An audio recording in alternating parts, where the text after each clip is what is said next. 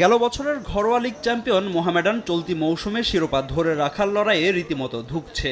মতিঝিল পাড়ার ঐতিহ্যবাহী ক্লাবটিকে চোখ রাঙাচ্ছে রেলিগেশন। খেলোয়াড়দের বেতন ভাতা সহ বিভিন্ন সমস্যায় জর্জরিত ক্লাবের ব্যর্থতার বলির পাঠা হয়েছেন সাদা কালোদের লিগ জেতানো কোচ আলফাজ আহমেদ।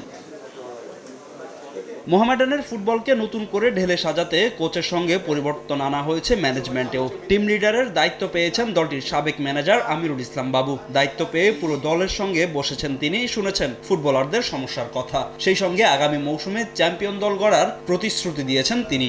আমি আমার খেলোয়াড়দেরকে নিয়ে বসেছি এবং খেলোয়াড়দেরকে আশ্বস্ত করেছি যে তাদের যে যদি বকেয়া কোনো কিছু থাকে, অন্ততপক্ষে মোহামেডান ক্লাবের ক্ষেত্রে এটা কোনো ব্যাপার না, এটা নিয়ে চিন্তা করার কিছু না।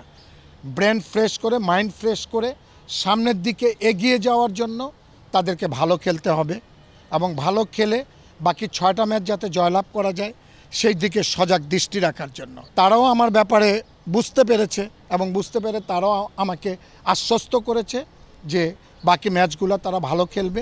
লিগের বাকি 6 ম্যাচে জয় তুলে নিয়ে রেলিগেশন এড়াতে চান মোহামেডানের ভারপ্রাপ্ত কোচ আব্দুল কাইয়ুম সেন্টু। অন্যদিকে কোচ আলফাজের বিদায়কে ভালো চোখে দেখছেন না অধিনায়ক মেহেদী হাসান মিঠু।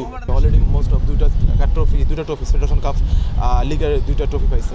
আসলে এরকম কোচকে এইভাবে ছ্যাক করা আসলে আমার মতে হয় ঠিক হয়নি। উনি ফার্স্ট থেকে বলতে পারতো যে আপনাকে নেবো না। খেলার সঙ্গে বেতনে আসলে অ্যাডজাস্ট না, আমরা রেজাল্ট পাচ্ছি না। আমরা আর দেখা যায় কোচ ম্যানেজার এই দুইজনে আমাদেরকে অনেক রিকোয়েস্ট করে আমাদের খেলাইছে।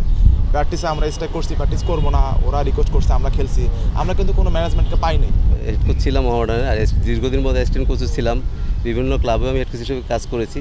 তো আসলে চাপ একটু থাকলেও তো বলবো যে ইনশাল্লাহ আমি আশা করি চাপ কাটিয়ে উঠতে পারবো। ফুটবলাররা বেতন নিয়ে চিন্তা না করে যেন মাঠের খেলায় মনোযোগী হতে পারে, সেজন্য দ্রুতই বকেয়া বেতন পরিশোধ করার কথা জানিয়েছে মোহামেডানের টিম ম্যানেজমেন্ট।